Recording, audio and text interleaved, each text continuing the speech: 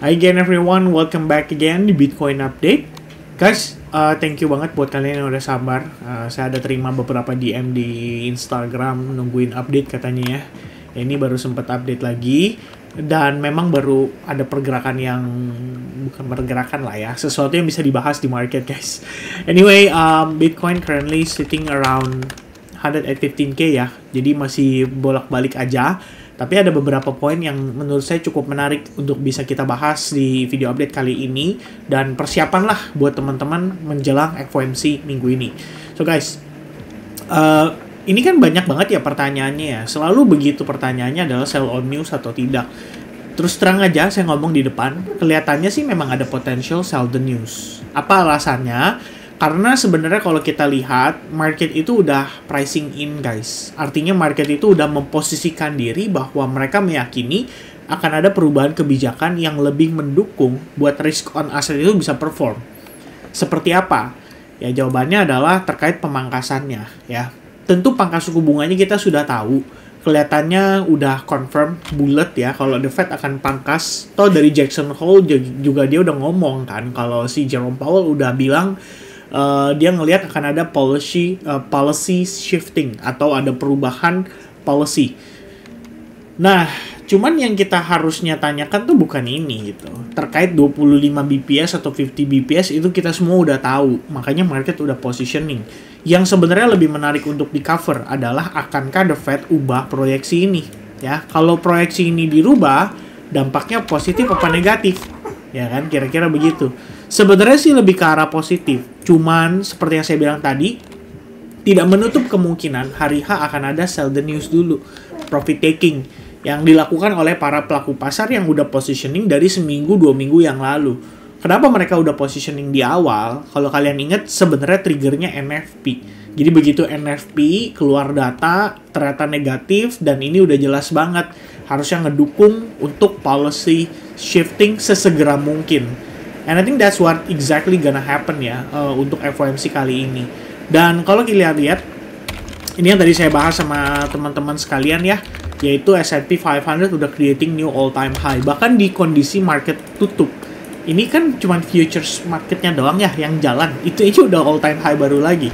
Nasdaq juga sama, udah all-time high baru lagi. Paling US 30 aja yang belum karena dia Dow Jones ya, dan ini kan industrial average ya. Maksudnya industrial sektornya. Dan kalau kita lihat selain itu, beberapa saham-saham di Asia hari ini juga bagus gitu. Bahkan tadi HSI atau Hang Seng Index itu udah sempat creating higher high waktu di market open. Tapi sekarang dia koreksi, retesting exponential moving average, dia mantul gitu. Kalau kita lihat KOSPI untuk indeks saham Korea juga sama, reactionnya udah pretty much positive. CSI atau indeks saham Hong Kong salah satunya, kita ngelihat di sini juga sama bergerak relatively bullish ya. Dan paling Nikkei teman-teman, satu lagi yang kita juga boleh lihat yaitu saham Jepang, indeks saham Jepang sama bullish juga. Jadi semua udah positioning bullish, even XAU aja udah creating new all time high. Kenapa XAU bisa new all time high? Sebenarnya XAU adalah salah satu instrumen yang cukup sensitif sama suku bunga. Jadi kalau misalkan dia memang ngelihat ada possibility untuk suku bunga diturunkan, market itu bisa mengambil positioning itu lebih ngambilnya tuh kalau mau cari safe haven itu instead of beli bond. Jadi kalau kita lihat dari segi bond itu turun bunganya, ya otomatis orang kan lama-lama jadi nggak tertarik. Tapi mereka tetap ingin parkir cashnya mereka. Nah opsinya adalah beli emas, kira-kira begitu. Jadi kalau kita lihat emas sudah creating all time high, stock market US equities juga udah creating all time high. Kenapa Bitcoin nggak naik, Vin? Ya kan? Itu pasti pertanyaannya kan. Pertanyaan yang kita saat ini penasaran itu adalah kenapa Bitcoinnya flat-flat aja. Kenapa Bitcoinnya nggak make a move gitu kan? Saham naik, gold naik, udah pada creating all time high. Kenapa Bitcoinnya flat? Well, satu teman-teman, menurut saya positioningnya Bitcoin ini memang dia butuh yang namanya rotasi money flow dulu. Jadi duit saat ini konsentrasinya ke sana karena yang lebih major ya kita bilangnya teman-teman. Baru nanti alternatifnya itu agak di ending, nanti baru ngalirnya nih ke Bitcoin, ke kripto gitu. Tapi yang sangat disayangkan, berarti kalau case-nya kayak begini, kemungkinan besar berarti kita ngedapetin apa? Sell the news-nya dulu. Ya, sentimen positifnya itu kena di sini. By the way, jadi hujan ya, nggak apa-apa ya teman-teman, saya tetap lanjut. Sini sentimen positifnya, kita bisa lihat inflow ETF dalam seminggu terakhir dari tanggal 8 sampai tanggal 12 itu 2,2 miliar guys. Ya kamu bisa lihat 364 juta dolar, 741 juta dolar, 550 juta, dan terakhir 642 juta dolar. Ini kalau ditotalin aja tuh udah 2,2 miliar. Inflow-nya bagus banget. Ya, inflow-nya bagus banget gitu. Artinya para pelaku pasar memang sudah positioning. Nah, minggu lalu waktu dapat berita, saya ada lihat beberapa kali orang posting di Twitter juga, kayak Watcher Guru dan lain-lain gitu ya. Bitcoin Archive ya. Pokoknya dia nge-highlight bahwa ada aktivitas jual dari BlackRock dengan BlackRock ngirimkan Bitcoin mereka ke Coinbase. Langsung kalau kita lihat, wah ini fearful nih ya kan. Ternyata hari itu inflow. Oke, sampai dengan akhirnya hari Jumat, BlackRock itu salah satu yang paling aktif melakukan akumulasi klien-kliennya. Jadi kalau kita lihat 2,2 billion dollar inflow itu bukan uang yang sedikit, dan mereka sudah positioning itu dari minggu lalu. Jadi mereka nggak jualan, ya. Mereka melihat justru probably, after FOMC itu malah market bisa dalam keadaan positif. Ya saya sih nggak bilang pada saat hari H-nya atau tepatnya the moment ya di FOMC itu berlangsung. Jadi kita tahu nih kalau ya Anda tahu ya Jerome Powell keluarin dulu statement, kemudian dia press conference, dan di saat yang sama kalau misalkan di akhir kuartal misalnya Juni, September, dan Maret itu biasanya ada yang namanya SEP. Nah SEP ini akan diupdate, dan ini biasanya yang berpengaruh untuk pergerakan market ke depannya. Jadi kayak case-nya Bitcoin nih teman-teman, kalau kalian ingat tepatnya pada saat bulan Desember 2024 itu SEP-nya keluar di sini ya pada tanggal 18 Desember. Ada revisi perubahan tuh dari segi angka itu diturunkan untuk rate cut di 2025, dan alhasil itu yang menyebabkan market akhirnya mencapai titik topnya. Jadi that's it ya, top, and then kita correction ya gara-gara tarif Trump dan bla bla bla gitu, at least 30% setelahnya. Nah, kalau kita lihat SEP kali ini kan kemungkinannya bukannya dinaikin ya, tapi malah diturunin.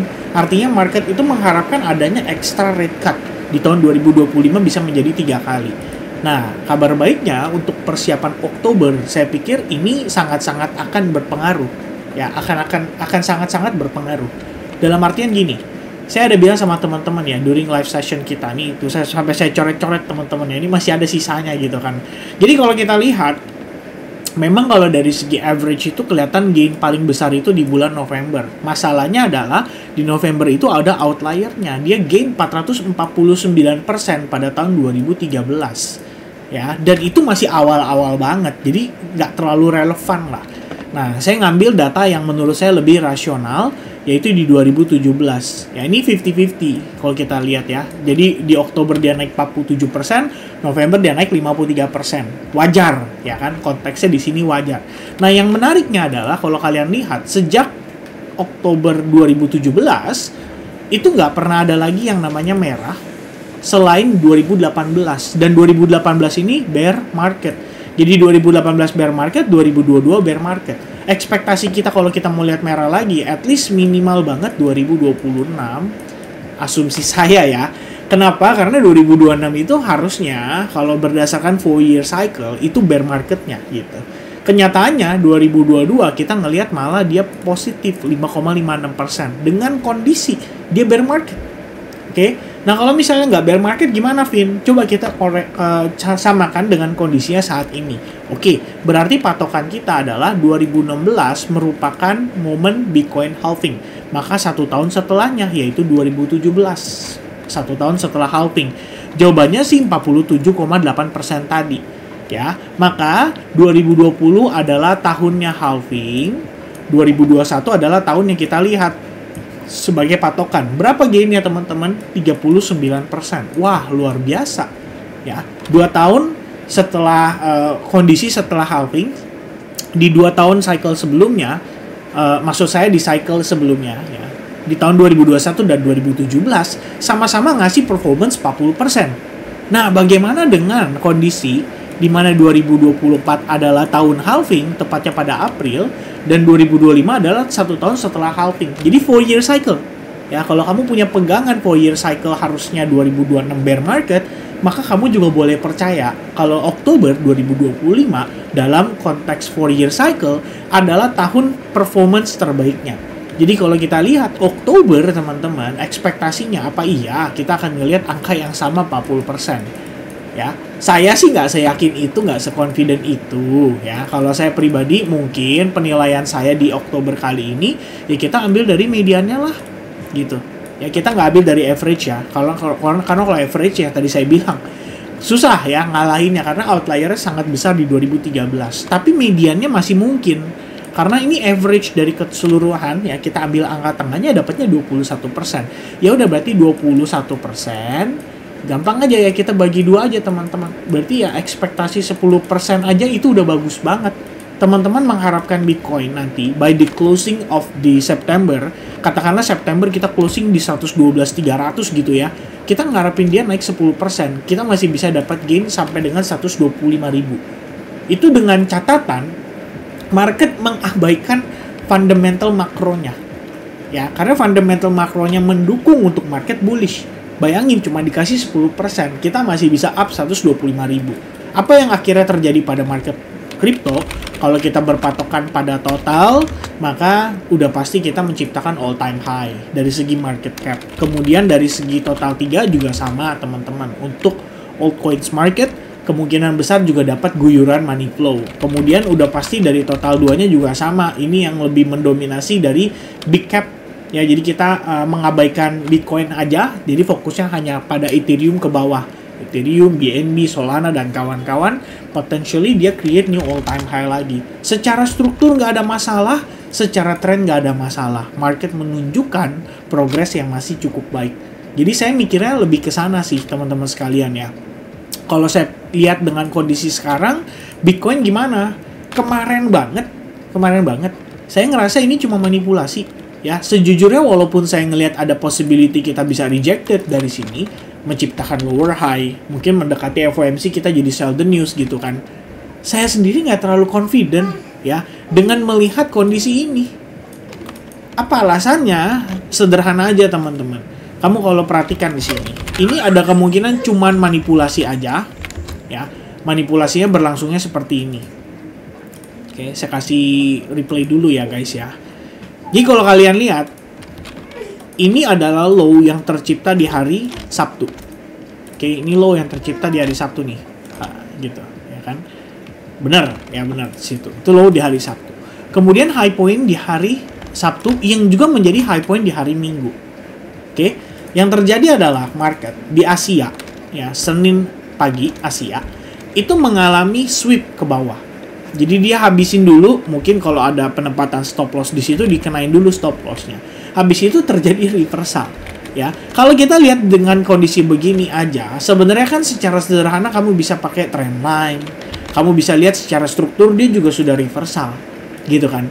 Kalau misalnya kita balik chartnya, kamu pasti ngeliat ini ya potential apa? Turun dong, ya kan. Asumsinya kan lihat begini guys tuh.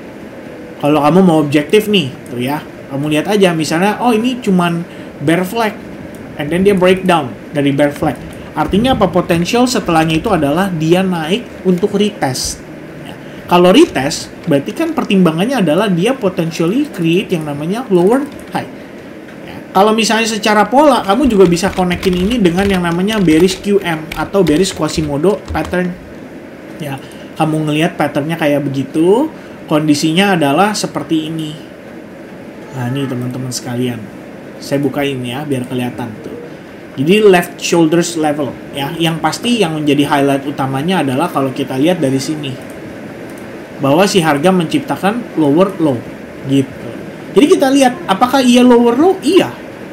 Tuh ya, lower low. Berarti left shouldersnya di sini patokannya untuk dia potentially reject dan dia turun. Apa yang terjadi di Senin yang di hari yang sama, hari Senin, manipulasi lagi guys. Ya. Jadi dia tidak memvalidasi pattern tersebut, yang terjadi malah kita habis sweep bawah, dia sweep ke atas. Oke. Habis dia sweep ke atas, dia turun lagi ke bawah, seakan-akan terjadi reversal. And then guess what guys? Sekarang banget kita bikin video. Posisi harga itu turun nggak jauh dan dia mulai balik naik ke atas. Ya, balik naik ke atas kemana? kembali ke range yang sama. Jadi kalau saya extend ke samping, ini kayak nggak terjadi apa-apa guys. Kita cuma di tengah-tengah doang. Ya, jadi manipulasi, cari liquidity, abis itu balik ke tengah, reset. There's nothing happen. Market stay as it is, ya, tetap di range harga yang sama. Menarik nggak? Menarik sih, kalau menurut saya ya. Ini juga berarti apa? Kalau kita lihat, market sudah positioning gitu kan, sudah ngebawa diri mereka dari seminggu yang lalu udah nggak mau terlalu banyak ya involve di kondisi market kayak sekarang. Jadi yang kita lihat cuman di sini dia dalam keadaan ya terkonsolidasi aja, bertahan di bawah supply, but at the same time dia juga tidak mampu turun lebih jauh. Begitu-gitu aja posisinya. Ini kalau jam 3 closing kayak gini udah oke. Ya. Nah, paling tambahannya teman-teman, ini kalau dari pandangan saya secara time frame besar, kamu bisa lihat secara sederhana aja ya. Kita misalkan tambahin di sini. Ini adalah previous support resistance. Betul ya? Previous support resistance. Harga naik, pullback, confirm rebound. Jadi dia testing support level itu. Dari sini saya nggak ngelihat dia sebagai potensi bearish gitu. Bahkan kalau kamu patokannya time frame daily, ini dari sejak kita creating candle ini nih, yang satu ini nih ya, kita tuh nggak kemana-mana. Dia yang tadi saya bilang, di hari Senin itu cuma sweep atas, sweep bawah, habis itu balik ke tengah.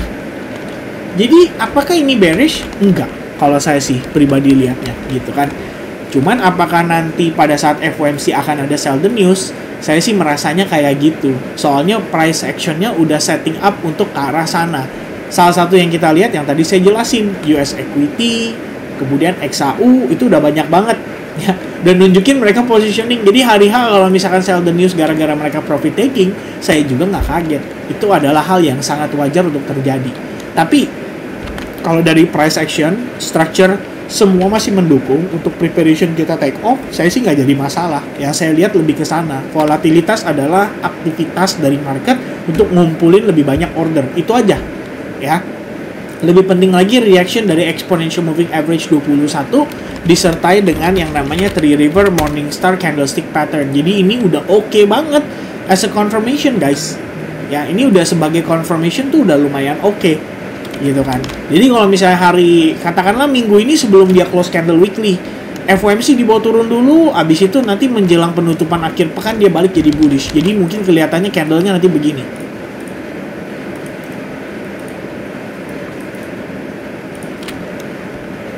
Ya, oke. Ini lebih kurangnya, kalau ada kekurangan ya udahlah teman-teman ngertiin aja ya. Nah misalnya gini, ini sekarang kan posisi kita kan begini nih, ya kan? Ini ada buntut di atas, ada buntut di bawah gitu kan. Ya saya sih mikirnya nanti pas FOMC mungkin ya kita di bawah koreksi dulu begini, sampai bawah. Habis itu menjelang FOMC close weekly ini, mungkin dia balik bisa begini, cuma buntutnya panjang ke bawah. Nah, ini kalau kita tempelin kondisinya dia sekaligus apa? Mungkin sekaligus rebalance di sini. Jadi dia ngisi dulu, dia testing atau koreksi dulu sampai 113.000. At the same time 113.000 merupakan zona previous support resistance. Jadi saya extend ke samping, jatuhnya begini guys. Ya. Up baru kemudian dia potentially up lagi. Wajar nggak? Saya sih lihatnya wajar kalau emang kayak gitu kondisinya. Ya, jadi kalau dengan teman-teman mempertimbangkan situasi tersebut, mungkin kita bisa expect adanya retracement up to 62% just a moment before kita menciptakan yang namanya potential higher high. Ya, jadi itu bisa jadi dip, somehow bisa jadi opportunity juga kalau teman-teman mungkin yang merasa masih pengen akumulasi atau masih pengen cari barang harga murah. Mungkin itu yang bisa di-expect untuk saat ini. Oke? Nah, tapi teman-teman, untuk menutup, saya mau kasih sedikit pesan. Kalau saya nggak gambling, saya juga nggak mau tebak-tebakan pada saat FOMC. Makanya kalau teman-teman lihat di sini, ini decision saya terakhir ya. Saya bagi aja sama teman-teman biar kalian bisa tahu juga. Saya pun ada take profit guys. Jadi waktu tempo hari itu ketika market turun, seturun-turunnya pada akhir Agustus, justru saya beli. Ya saya ada beli, saya inform di SAG juga. Jadi bukannya saya istilahnya beli tapi nggak ada informasi ya. Saya inform di SAG juga, saya ngelakuin akumulasi nih pada si Bitcoin. Ya ini kalau mau dicari nanti susah ya. Tapi harusnya nggak susah sih. Coba ya, after specific date saya cari tanggal 27 kali. Nah di channelnya itu adalah channel in channel Bitcoin Update. Nah, ketemu nih.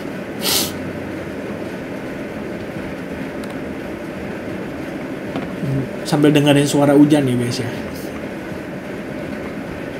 Ini dia. Nah, saya ada inform tuh.